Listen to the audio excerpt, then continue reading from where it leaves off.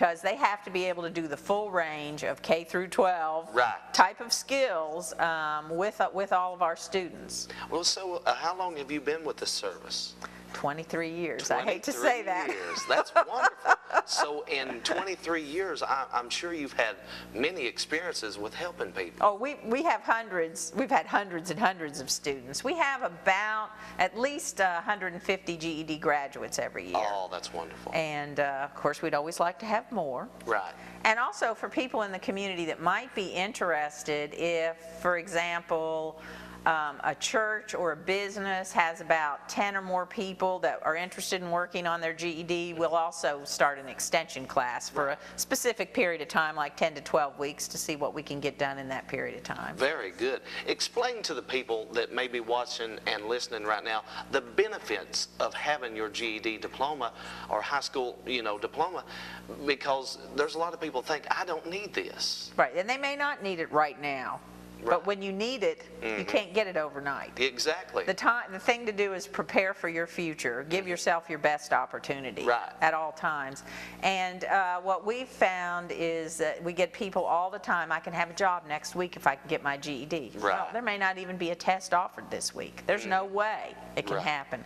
So plan ahead and get it early on. GED graduates are less likely to be unemployed than someone without a degree. Right. They make about $10,000 more a year than someone without them. Very good. They're eligible to go to college. They're eligible for a lot of employment that people without that credential can't have. That's very true. A lot of businesses right now require a GED, at least a GED equivalent. That's exactly right. They want to see that. They want that high school diploma or your GED just as an entry. And even if they'll hire you without those credentials, oftentimes that's as far as you can go. Right.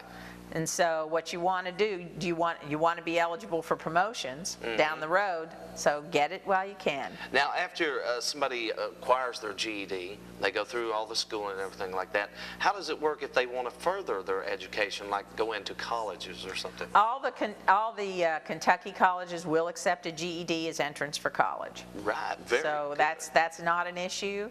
And there are some scholarships that are available for GED recipients. That's why if you're college bound, we try to really encourage you not to go in there and try to do the minimum pass, but to go in there with the highest scores that you can, because some colleges, Union College, for example, even has an honors program that GED recipients can qualify for if their scores are high enough.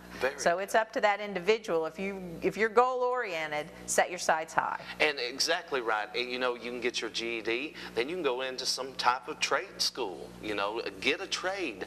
This is helping people, education and literacy. There's so many people that's suffering from this right now. A lot of people are shy and backwards, and they think, well, I'll be put on the spot. I'm very sure your services won't do that.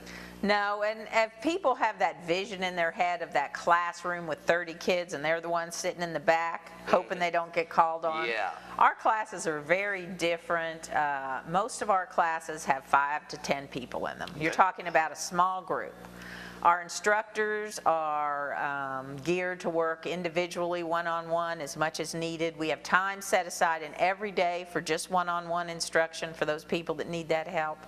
So we're very familiar with all those issues. There's reasons why our adults did not succeed the first time. Right. And sometimes that was it. There's just a list a mile long of what may have held them back or kept them from reaching their goals. And we're familiar with those burdens or those barriers. Right. And we're able to work with you and get you over that hump and get you on your way. Oh, that sounds good. When I took my GED test, I had to take it at Laurel County High School. Is that still where you take it? No, we are a testing center. Well, good. And so we provide, of course, our examiners. We have to hire examiners that don't teach, because we're not allowed to see the test, because they don't want us to teach to the test. They want us to teach the skills. Exactly.